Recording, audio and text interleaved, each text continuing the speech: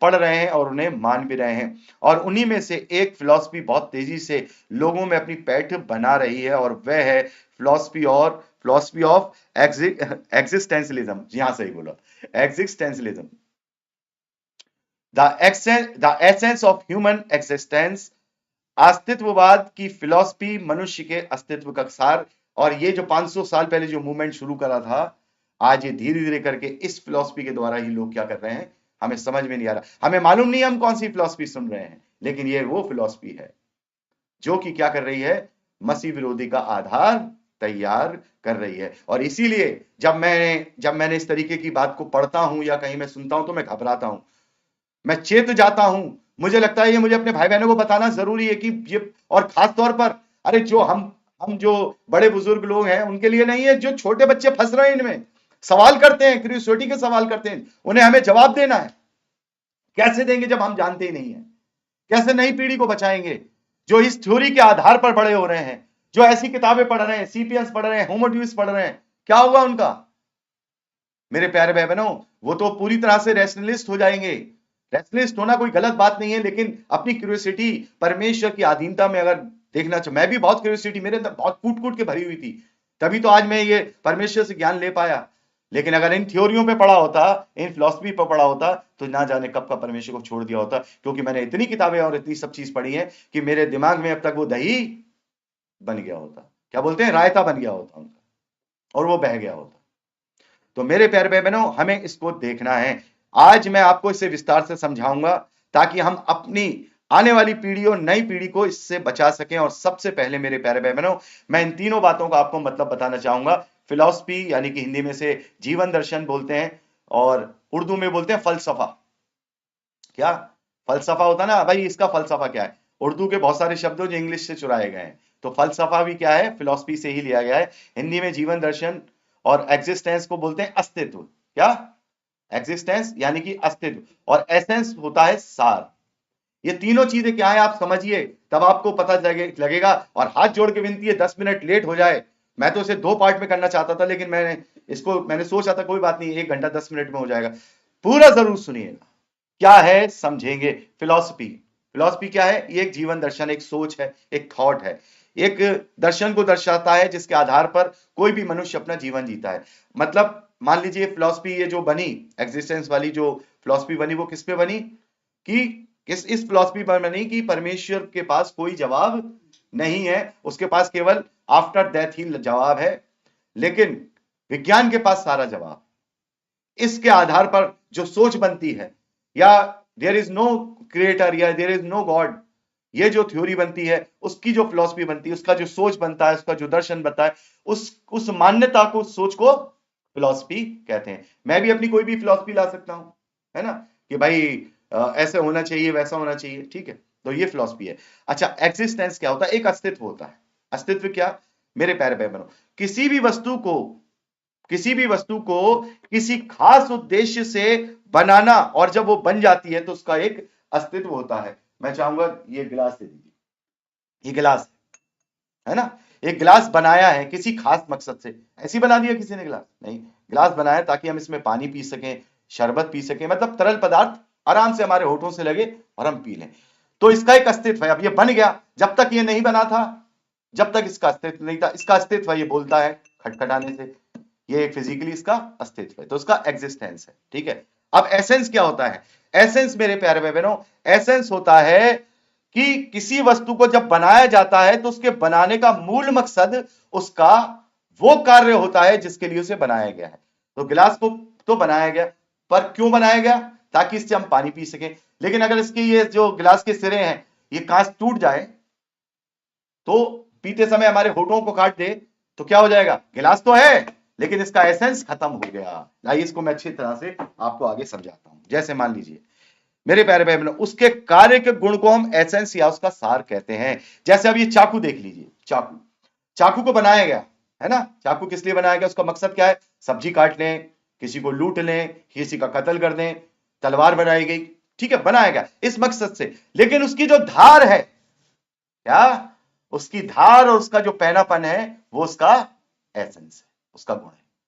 अगर उसके अंदर पैनापन नहीं है, उसके अंदर धार नहीं है, तो उसके अंदर वो एसेंस नहीं है और वो क्या नहीं है, तो वो बेकार है। मतलब अगर कोई कुर्सी है, वो कुर्सी है लेकिन उसका एक पैर टूटा है, वो बैठने के योग्य नहीं है। उसका सार क्या है, उसका एसेंस क्या है कि वो बैठने के लिए बनाई गई है।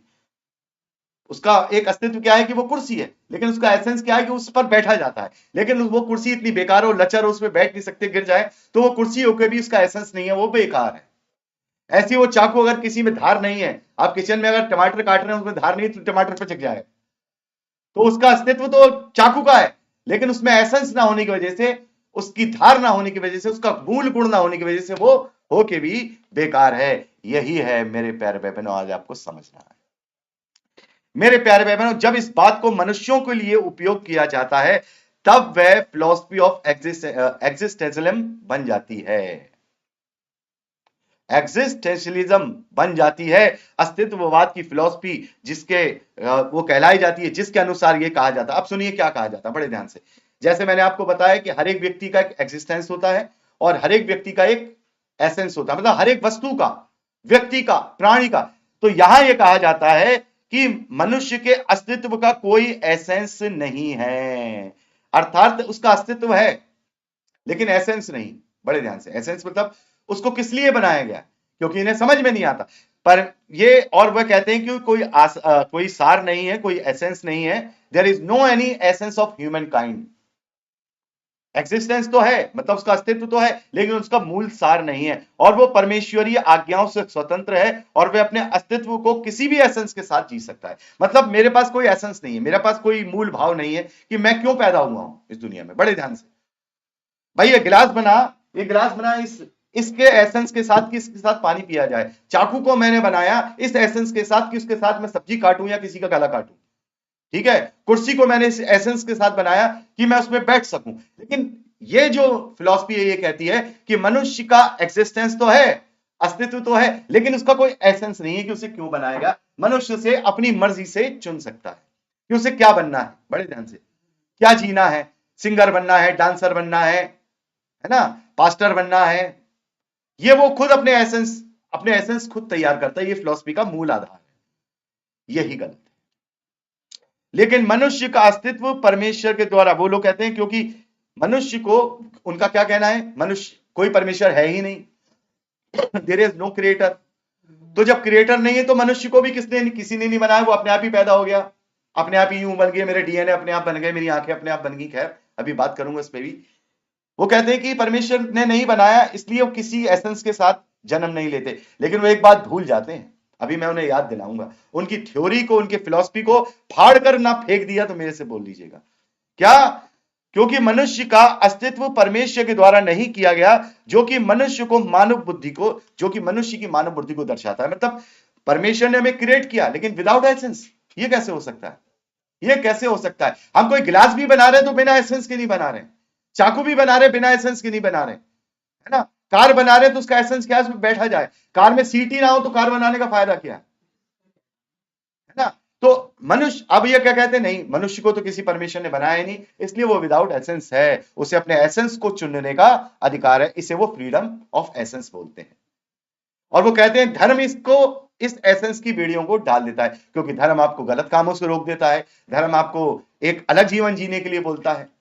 आप व्यभिचार नहीं कर सकते, है ना, ऐश मौज नहीं कर सकते, दारू की पार्टियां नहीं कर सकते, है ना, गलत जो शादी के जो संबंध है वो नहीं बना सकते, किसी का लालच नहीं कर सकते, है ना, धर्म से। तो आपका एसेंस, वो कहते हैं कि जो धार्मिक लोग होते हैं उनका एसेंस बंध हुआ होता है।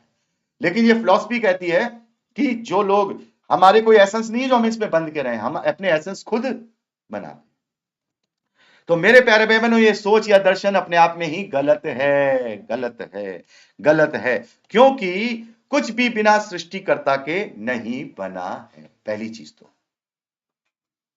कुछ भी बिना सृष्टि की, जैसे हर वस्तु को किसी खास मकसद के लिए उसके गुणों के साथ बनाया जाता है, तो मनुष्य को भी किसी खास मकसद के लिए उस गुण के साथ बनाया गया है, जिसे बाइबल बहुत ही स्पष्ट रूप से बतलाती है, बहुत ही स्पष्ट रूप से बतलाती है। मेरे प्यारे भाई बहनों, अब इनकी थ्योरी या इनकी फिलॉसफी गलत कहां है। इस धरती का हर एक प्राणी का अस्तित्व उसके एसेंस को दर्शाता है। यानी कि अगर ये बोलते हैं कि मनुष्य को परमेश्वर ने नहीं बनाया क्योंकि वो एसेंस लेस है, उसका कोई सार नहीं है, तो मेरे प्यारे बहनों प्राणियों का भी नहीं होना चाहिए था, नदियों का भी नहीं होना चाहिए था, बादलों का भी नहीं होना चाहिए था, किसी का भी एसेंस नहीं होना चाहिए था। आज बादलों का एसेंस क्या है?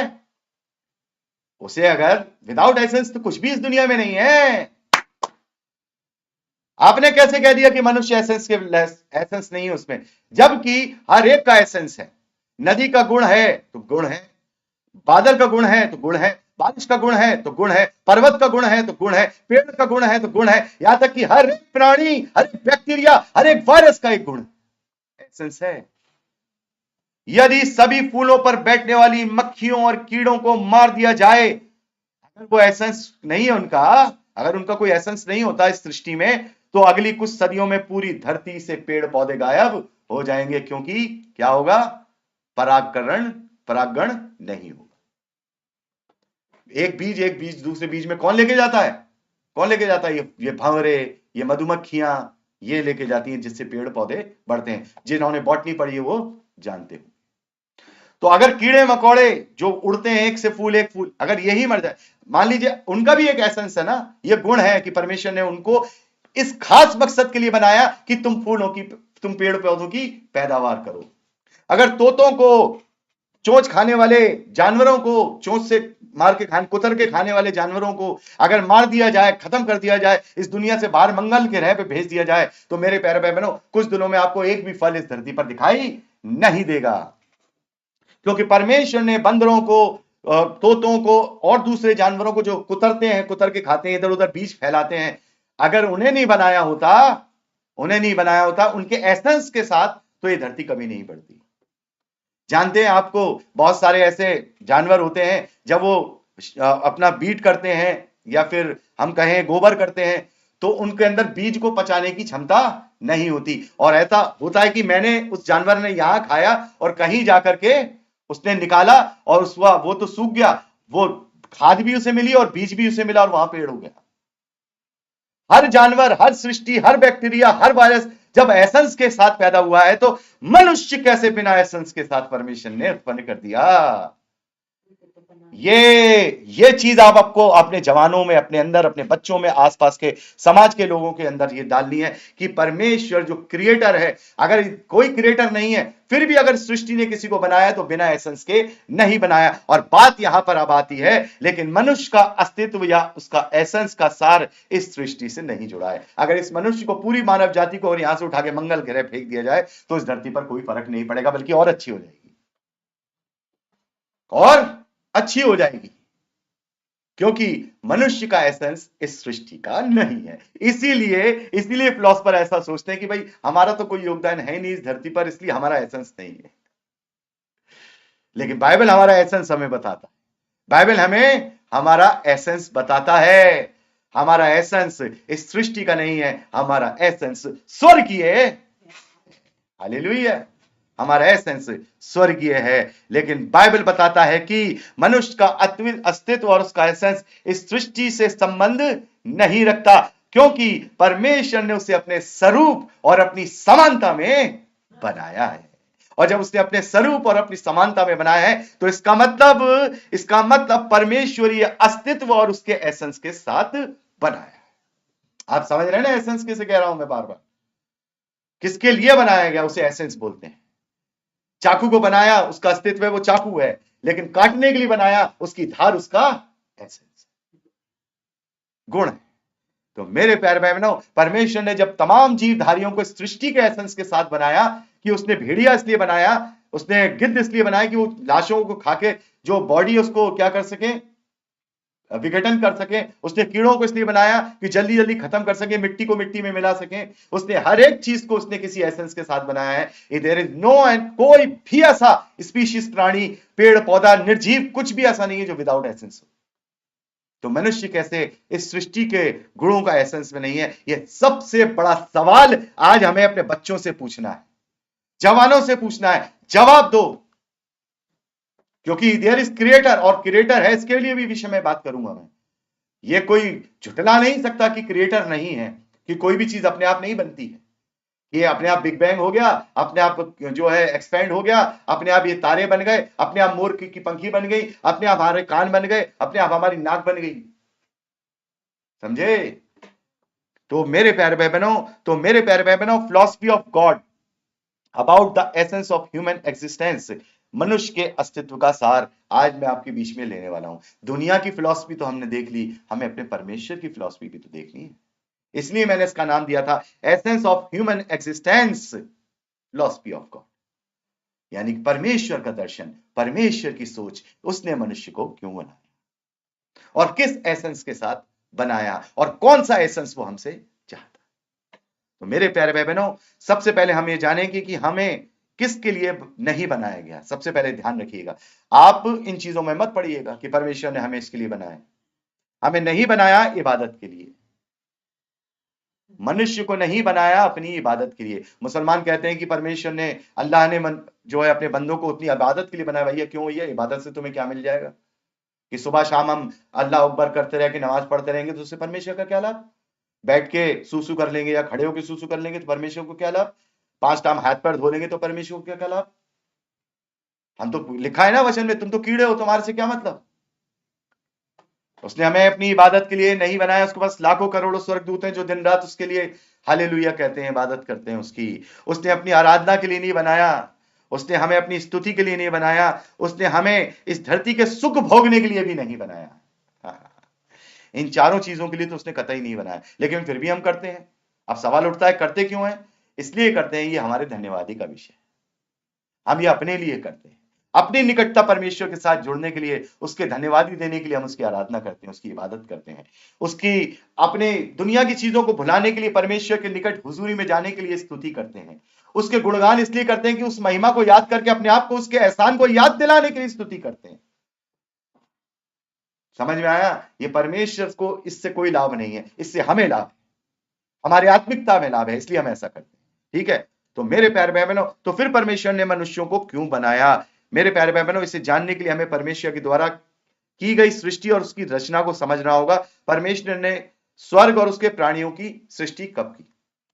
जब हम देखते हैं उत्पत्ति की पुस्तक 1 अध्याय 1 वचन से लेकर 4 वचन तक, आदि में परमेश्वर ने आकाश और पृथ्वी की सृष्टि की। पृथ्वी बेडौल और सुनसान पड़ी थी और गहरे जल के ऊपर अंधियारा था। तब परमेश्वर का आत्मा जल के ऊपर मंडराता था, यानी कि जल की सतह के ऊपर, ये वहां लिखा है सतह के ऊपर। तो ये जो पृथ्वी और आकाश है, ये क्या है? पुरानी हिब्रू के अंदर इस यूनिवर्स के लिए कोई शब्द नहीं था, प्लैनेट्स के लिए कोई शब्द नहीं था, और ना कोई जानता भी था कि कोई प्लैनेट होता है या कुछ होता है। कोई जानता भी नहीं था, कोई जानता भी नहीं था कोई प्लैनेट भी होता है। तो सभी के लिए, आकाश के लिए, यूनिवर्स के लिए, सबके लिए एक ही शब्द इस्तेमाल होता था। और इंग्लिश में भी इसलिए सारी जगहों पे स्वर्ग के लिए, सबके लिए हेवन एंड अर्थ का ही इस्तेमाल किया गया है। तो अर्थात मेरे प्यारे भाई बहनों, परमेश्वर ने क्या, जब परमेश्वर आदम की सृष्टि कर रहा था तभी उसने स्वर्गदूतों को बनाया या स्वर्ग में की क्रीचर्स को बनाया? नहीं। देखिए आगे क्या लिखा है मेरे प्यारे भाई बहनों, तब परमेश्वर ने कहा उजियाला हो, तो उजियाला हो गया। और परमेश्वर ने उजियाले को देखा अच्छा है, और परमेश्वर ने उजियाले को अंधियारे से अलग किया। अर्थात इस पूरे कायनात के अंदर दो जगह हैं, एक अंधियारे की, एक उजियाले की।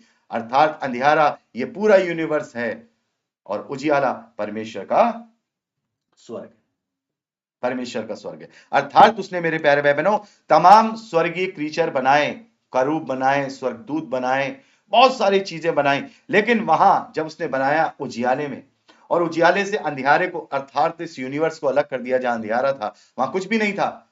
आज भी अगर हम रात को आसमान में देखते हैं तो अंधियारा ही दिखाई देता है। वो बात अलग है, कुछ कुछ टिमटिमाते हुए तारे दिखाई देंगे, या किसी के पास चले हैं तो रोशनी परमेश्वर ने उत्पन्न कर दी है वहां, लेकिन उस वक्त कुछ भी नहीं था। क्या? उस वक्त कुछ भी नहीं था। और अंधियारे की सतह पर और उजियाले की सतह जहां मिलती थी, वहां परमेश्वर का आत्मा रहता था, और उसके अंदर, उसके उजियाले में उसके स्वर्गदूत रहते थे, इब्लीस, जिब्राइल, लूसीफर, जिब्राइल और कौन से, मिकाइल, इन सब के नाम हम जानते। लेकिन वहां पर एक बड़ा काम हुआ, और वहां पर काम हुआ, वहां अविश्वास और आज्ञा का उल्लंघन पाया गया। अर्थात इब्लीस ने जब परमेश्वर का विरोध किया तो परमेश्वर ने इब्लीस को उजाले से हटा के अंधियारे में पटक दिया।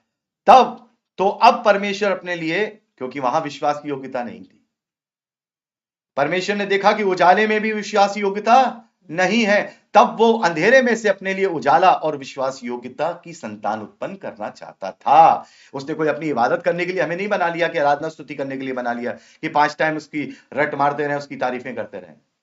इसलिए बनाया कि वो विश्वास योग्य और ज्योति की संतान चाहता था, ताकि अंधियारे को हमेशा के लिए मिटा सके। और उसने उसलिए ये योजना बनाई। तब उसने आदम को अपने स्वरूप और समानता में बनाया, लेकिन दुर्बल और अंधियारे के तत्वों के शरीर से। अर्थात आदम को बनाने से पहले इस अंधियारे में उसने सब कुछ बनाया, प्लैनेट्स बनाए, सूरज बनाए, चांद बनाया, सितारे बनाए, धरती बनाई, आकाश बनाया, पानी बनाया, जल बनाया, पेड़ पौधे बनाए, सब कुछ बनाया। उसके बाद इसी नाशवान अंधियारे की सृष्टि में से, अर्थात मिट्टी में से, उस निर्बल और दुर्बल आदम को अपनी समानता और अपने स्वरूप में बनाया। क्यों बनाया? वो भी तो उसे, आदम को उसी की तरह ही बना देता। स्वर्गदूतों को कहा जाता है कि वायु और आग से बने हैं। हम जब अय्यूब की पुस्तक पढ़ते हैं तो वहां लिखा है इस बात को, हम देखते हैं एक जगह, नहीं शायद नीति वचन, या मेरे को अच्छे से याद नहीं आ रहा, पर मैंने पढ़ा है।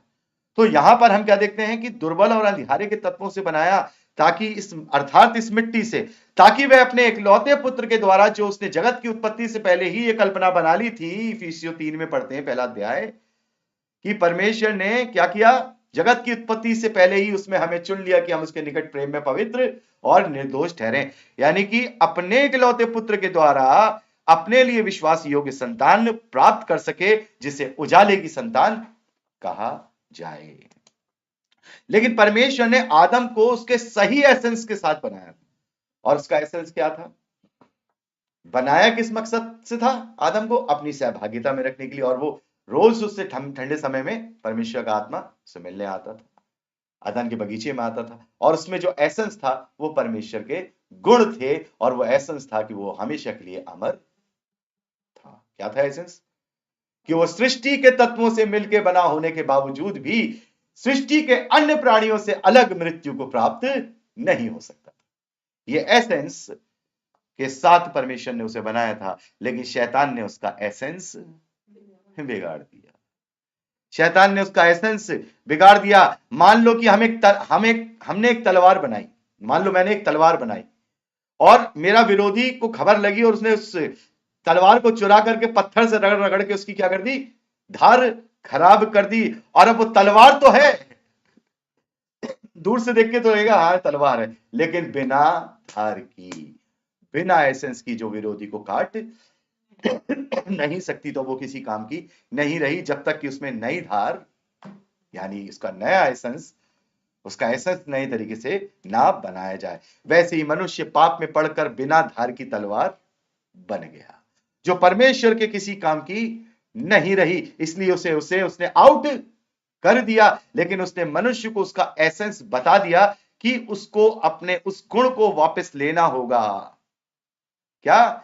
तुझे अब तेरा वो एसेंस नहीं है तो मेरे लिए बेकार है, क्योंकि वो एसेंस तेरा खत्म, जिसके लिए मैंने तुझे बनाया था अपनी निकटता में। लेकिन अब तू पाप में आ गया, तेरा एसेंस खत्म, अब तू मेरी निकटता में नहीं है, चल निकल, है ना, चल निकल। लेकिन अब तू अगर मेरे वापस निकटता में आना चाहता है तो ये एसेंस अपने अंदर उत्पन्न कर। तो कोई ये बोले कि मनुष्य को विदाउट एसेंस पैदा किया परमेश्वर ने, तो नहीं, एसेंस दिया था, लेकिन उस मनुष्य ने अपने आप को विदाउट एसेंस कर लिया। लेकिन अब परमेश्वर चाहता है कि वो एसेंस वापस ला। अब हम तलवार को कलम बना दें? आप बताइए, आपको अगर कलम चाहिए तो क्या आप उस तलवार से कलम बना लेंगे, या तलवार से सब्जी काटेंगे? तलवार का काम तलवार से ही होगा। इसलिए जो परमेश्वर ने मनुष्य को जिसके लिए रचा है वही एसेंस उसमें लाना होगा। हम अपनी मर्जी से अपना एसेंस बना के नहीं बन सकते कि मैं डांसर बनना चाहता हूं, कि मैं क्या बनना चाहता हूं, एक्टर बनना चाहता हूं, मैं डकैत बनना चाहता हूं। ये नहीं बन सकते। आपको वही एसेंस लाना होगा, नहीं तो आप पिटी हुई तलवार होंगी जो खड्डे में पड़ी होगी। याद रखना, ये इतनी गहरी बात आपके लिए आज मैं लेके आ रहा हूं, आपको समझना होगा। आज वचन कम खुलवाए मैंने, लेकिन उसके मनुष्य को उसका एसेंस बता दिया कि उसको अपने गुणों को वापस लाना होगा। लेकिन हम अपने एसेंस को खुद वापस ला नहीं सकते, क्योंकि तलवार खुद से अपने आप को धार नहीं लगा सकती। उसके लिए एक उसने काम कर दिया। उसने, कोई बात नहीं, तुम्हारा एसेंस वापस आएगा। जैसे वह तलवार खुद अपनी धार नहीं बना सकती थी, वैसे ही हम और उसके वैसे हम नहीं बना सकते, और उसने अपने इकलौते पुत्र को दे दिया कि हम अपने अस्तित्व के सार में वापस आ जाएं, return in essence in heavenly existence. इसका मतलब यीशु के द्वारा हम वो वापस ढाल पाते, वो एसेंस पाते, एसेंस पाते।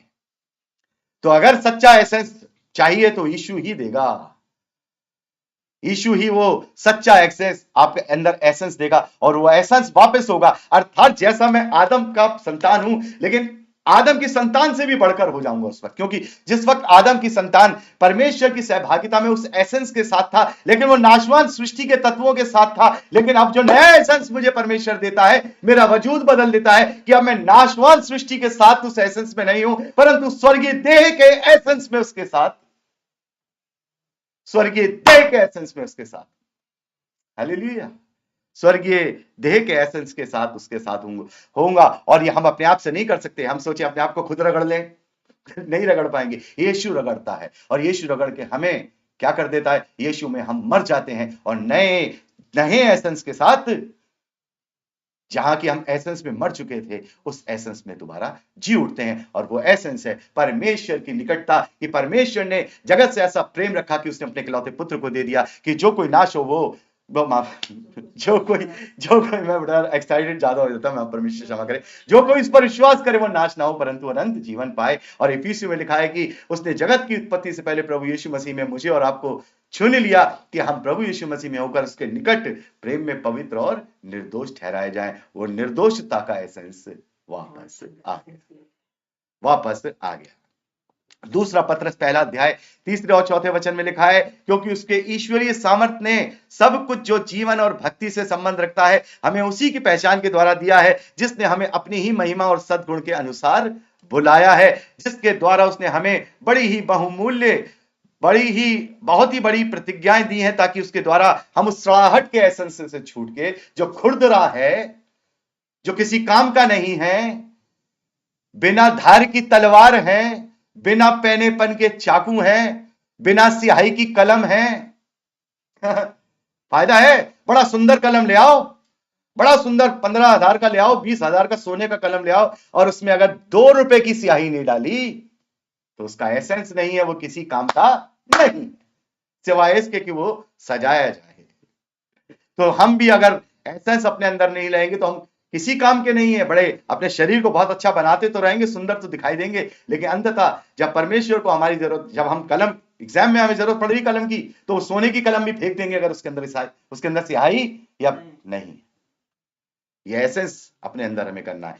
तो इस सड़ाहट से छूटकर, जो संसार की बुरी अभिलाषाओं से होती है, ईश्वरीय स्वभाव के संभागी हो जाओ, ईश्वरीय एसेंस के, खैर ईश्वर का तो कोई एसेंस नहीं होता, लेकिन ईश्वरीय स्वभाव के अपने अंदर लाकर अपने एसेंस को, जो उसने हमारे अंदर पैदा किया, बनाया, उसमें बन जाओ। लेकिन एक बहुत ही बड़ा सवाल फिलॉसफी में पूछा जाता है कि यदि कोई भी वस्तु या प्राणी बिना किसी निर्माता के नहीं बन सकती, जैसे हम कहते हैं ना, अब मान लीजिए कि अभी मैं बताता हूं क्यों नहीं बन सकती, ये भी बताऊंगा, आज चाहे 5 मिनट लेट हो। यदि कोई भी वस्तु या प्राणी बिना निर्माता के या बिना क्रिएटर के नहीं बन सकती, तो परमेश्वर का अस्तित्व किसने किया? मतलब उनका क्या कहना है पता है? ठीक है भाई, आप ये कहते हो कि भाई कोई भी इस दुनिया में बिना किसी के द्वारा बनाए हुए नहीं बन सकता। क्यों नहीं बन सकता? मैं आपको बताता हूं क्यों नहीं बन सकता। अब ये मैं फिर से गिलास ही उठा लेता हूं, पास में गिलास है। अब ये गिलास देख रहे हैं, एक गिलास को किसने बनाया? मनुष्य ने बनाया। ये अपने आप बन गया? नहीं बन गया। लेकिन इस गिलास को बनाने में खास क्या है भाई? ये मटेरियल कांच का है, लेकिन इसमें खास क्या है? इसको बनाने के लिए 2 चीजें लगी हैं। पहली क्या लगी है? ये कांच की सामग्री, और दूसरी लगी बुद्धि। बिना बुद्धि के ये नहीं बन सकती, अपने आप से नहीं बन सकती। यानी किसी भी चीज को बनाने के लिए, छोटी से छोटी चीज को बनाने के लिए बुद्धि की जरूरत है। तो इस धरती की तमाम वस्तुएं बिना बुद्धि के नहीं बन सकती, और वो बुद्धि नीति वचन के अनुसार यीशु मसीह है। और यूहन्ना रचित सुसमाचार पहले अध्याय के अनुसार सब कुछ उसी के द्वारा रचा गया है और उसी बुद्धि के द्वारा रचा गया है। परमेश्वर की बुद्धि थी जो हमारे ये कान इस तरीके के बने, परमेश्वर की बुद्धि थी कि ये फिंगर्स हमारी जैसी बनी, परमेश्वर की बुद्धि थी कि सृष्टि बनी, क्योंकि बिना बुद्धि के कुछ भी नहीं बन सकता, क्योंकि बिना बुद्धि के केवल टेढ़ी मेढ़ी चीजें ही बनेंगी। किसी अनाड़ी से कहूं कि तू चाक पे बैठ के एक सुराही बना दे तो जिंदगी में नहीं बना पाएगा, लेकिन जो बुद्धि जानता है, जो कारीगरी जानता है, वही उसकी शेप दे सकता है। तो इस धरती, इस यूनिवर्स को शेप देने वाला कोई है, क्योंकि बिना बुद्धि के कोई शेप नहीं दी जा सकती, इसलिए बिना बुद्धि के कोई क्रिएटर काम नहीं कर सकता, इसलिए हर एक चीज के लिए क्रिएटर है। अब यह बात सवाल आता है कि भाई ठीक है, हर एक चीज के लिए क्रिएटर की जरूरत है, तो परमेश्वर का क्रिएटर कौन है? क्योंकि उसका भी तो अस्तित्व है। आपसे भी सवाल पूछा होगा ना कि परमेश्वर को हमने बनाया, परमेश्वर ने हमको बनाया, तो परमेश्वर को किसने बनाया? अब सुनिए इसके सवाल का जवाब, मेरे प्यारे भाई बहनों। सवाल का जवाब, इस सवाल का जवाब है दो अस्तित्व हैं। इस दो अस्तित्व हैं। कौन सा? पहला है क्रिएटर और दूसरा है क्रिएशन। क्रिएटर कौन? बनाने वाला। क्रिएटर कौन? जो बन चुका है, जिसे बनाया गया। तो मेरे प्यारे भाई बहनों, यदि जिसे क्रिएट किया जा सके तो क्रिएटर नहीं बन सकता। नहीं समझे? अगर परमेश्वर को भी क्रिएट किया जा सकता होता तो फिर वो क्रिएटर ना कहलाता। तो क्रिएटर वो ही है जिसे कोई क्रिएट नहीं करता, वरना जिसको भी क्रिएट किया जाता वो क्रिएशन होती है। तो परमेश्वर को भी अगर कोई क्रिएट करने वाला होता तो परमेश्वर भी क्रिएटर नहीं, क्रिएशन कहलाया जाता। तो इसका मतलब इस बात का कहीं ना कहीं तो अंत होगा, इस बात का कहीं ना कहीं तो अंत होगा, अर्थात केवल क्रिएटर ही है जिसे कोई क्रिएट नहीं कर सकता, बाकी जो भी क्रिएट किया जाता है वो क्रिएशन होता है। लेकिन सवाल यह भी उठता है कि मनुष्य भी तो बहुत कुछ क्रिएट करता है। भाई गिलास बनाया, कंप्यूटर बनाया, बड़ी बड़ी लाजवाब चीजें बना डाली भाई मनुष्य ने, तो क्या वो भी क्रिएटर हुआ? भाई बनाया तो उसने भी है, कल को वो रोबोट बना देगा अपने जैसा, क्या वो भी क्रिएटर हुआ? नहीं हुआ, नहीं हुआ। क्यों नहीं हुआ? क्योंकि उसने जो कुछ भी बनाया वह उन सामग्रियों से बनाया जिसे परमेश्वर ने क्रिएट किया, और उस बुद्धि से बनाया जो परमेश्वर ने उसे दी है। उसने गिलास बनाने के लिए कोई अपने आप से किसी और दूसरे यूनिवर्स में जाके से नहीं बनाया। गिलास के कांच को उसने परमेश्वर के तत्वों से, जो उसने धरती पर बनाए थे, उससे बनाया। प्लास्टिक बनाई तो उसने परमेश्वर के तत्वों से बनाई, रबड़ से बनाई। लैपटॉप बनाया, कंप्यूटर बनाया तो परमेश्वर के तत्वों से बनाया। बिजली बनाई तो परमेश्वर के तत्वों से बनाया। सब कुछ, ऊर्जा बनाई तो परमेश्वर के तत्वों से बनाया। उसने बिजली बनाने के लिए अपने लिए कोई तत्व नहीं बनाया, इसलिए वो क्रिएटर नहीं। उसने जो कुछ भी बनाया उन सामग्रियों को उसने सृष्टि से ही प्राप्त किया जो कुछ परमेश्वर ने बनाई थी। तो मेरे प्यारे भाई बहनों, परमेश्वर के अस्तित्व को नकारना ही मसीह विरोध होगा, क्योंकि सिवाय सच्चे विश्वासी के सभी साइंस के आगे घुटने टेक देंगे और घुटने टेक रहे हैं, क्योंकि हमें यह सोचना है, इस मसीह विरोधी से बचना है। आज हमें ये बातें, दो बातें मैंने आपको इसलिए बताई हैं ताकि हम सच्चे मसीह विरोधी को पहचान लें, कि पता लगा कि हम ढूंढ रहे हैं उसको, किसी दो सींग वाले को, पता लगा कि उसने पूरा सब कुछ मामला लपेट के क्या कर दिया, हमें भी भरमा दिया उसने, कि हम भी भरमाने में आ गए, ओहो हम भी एआई के गुलाम बन गए। ठीक है, क्योंकि हमें यह सोचना है, क्योंकि किसी भी वस्तु को बनाने के लिए दो बातों की जरूरत है, एक सामग्री और एक बुद्धि और ज्ञान। तो मनुष्य सामग्री नहीं बनाता, बुद्धि और ज्ञान से चीजें बनाता है, लेकिन परमेश्वर ने सामग्री भी बनाई और बुद्धि और अपने ज्ञान से उस सामग्री को एक शेप दे दिया।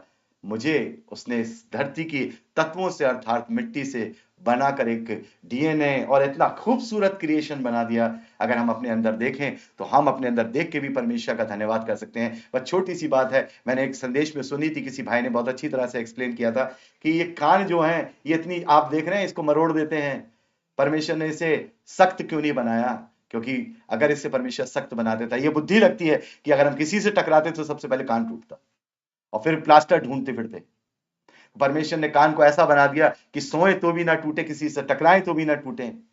परमेश्वर ने नाक की हड्डी यहां तक रखी, यहां तक नहीं, वरना सारे के सारे नकटे होते। तो ये बुद्धि ज्ञान, इतनी छोटी छोटी बारीक चीजें उसने बनाई हैं। तो मेरे प्यारे भाई बहनों, सामग्री भी उसने बनाई, बुद्धि भी उसने लगाई और ऐसा खूबसूरत क्रिएशन बनाया जिसको बनाकर उसने बोला अच्छा है।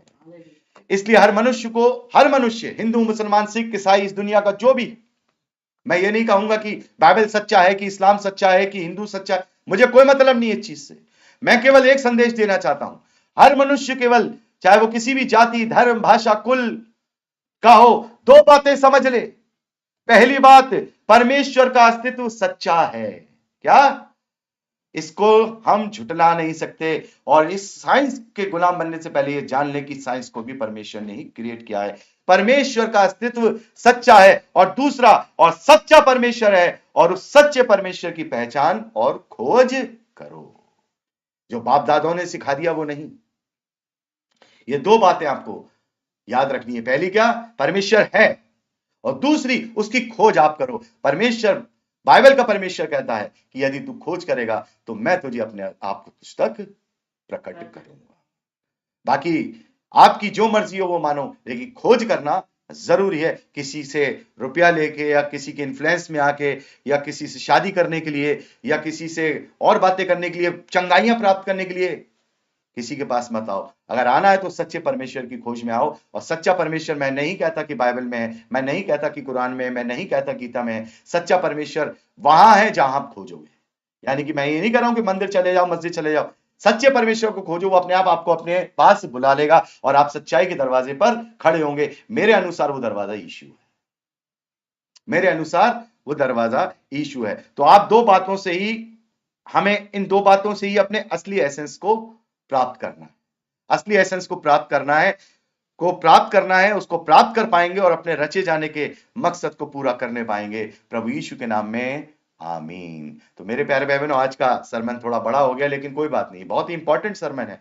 इस तरीके के सरमन हमें सुनने चाहिए। हमारे हर एक तरीके की बुद्धि और ज्ञान हमें समझना चाहिए। और मैं परमेश्वर का धन्यवाद करता हूं कि उसने मुझे हर एक जगह बात करने के लिए सक्षम बनाया है। और ऐसे ही हमारे प्रचारक होने चाहिए कि केवल बाइबल का ही ज्ञान नहीं, वरन तमाम उन बातों का भी वो ज्ञान रखें, ताकि जब कोई हमारे विश्वास और आशा के विषय में हमसे सवाल पूछे तो हम उससे जवाब देने के लिए तैयार रहें, वो भी नम्रता और परमेश्वर के भय के साथ। तो आज के लिए इतना ही है। परमेश्वर हम सबको आशीष दे। आइए हम सब एक छोटी सी प्रार्थना करेंगे और फिर हम लोग विदाई लेंगे। हालेलुया। धन्यवाद पिता परमेश्वर, धन्यवाद करते हैं आपके अद्भुत रीति वाले प्रेम के लिए पिता, जो आपने अपने इकलौते को देकर हम सभी पर प्रकट किया। धन्यवाद करते हैं आज के महत्वपूर्ण विषय के लिए पिता परमेश्वर की, जबकि हम ये समझ पाए कि अस्तित्व और सार क्या होता है। तो हमारा अस्तित्व तो हमें दिखाई देता है, लेकिन हमारा सार हम जो खो चुके हैं पिता परमेश्वर, हम तेरा धन्यवाद करते हैं कि यीशु में वो एसेंस हमें दोबारा मिला है पिता परमेश्वर। तो हम इस एसेंस को सजाए रखें, एक ऐसी पैनी तलवार बने रहे पिता, जो तेरे राज्य के लिए इस्तेमाल हो सके पिता परमेश्वर, जो खुद को भी काट छांट सके पिता परमेश्वर, और तेरी देह को भी जो है उस दुष्ट शैतान से जीत कर बढ़ा सके। तेरा धन्यवाद करते हैं, सारा आदर देते हैं, सारी महिमा देते हैं। इस प्रार्थना को अपने उद्धारकर्ता प्रभु यीशु के नाम में मांगते हैं, आमीन। अब हमारे पिता का प्रेम, प्रभु यीशु का अनुग्रह और पवित्र आत्मा की सहभागिता हम सब विश्वासियों के साथ हमेशा होती रहे, यीशु के नाम में, आमीन। तो मेरे प्यारे भाई बहनों, फिर मिलेंगे अगली बार। तो आज के लिए इतना ही है। परमेश्वर हमको बहुत बहुत आशीष दे। Praise the Lord, God bless you. खुश रहिए, सुरक्षित रहिए, और प्रभु में लिपटे रहिए, और अपना एसेंस वापस लीजिए।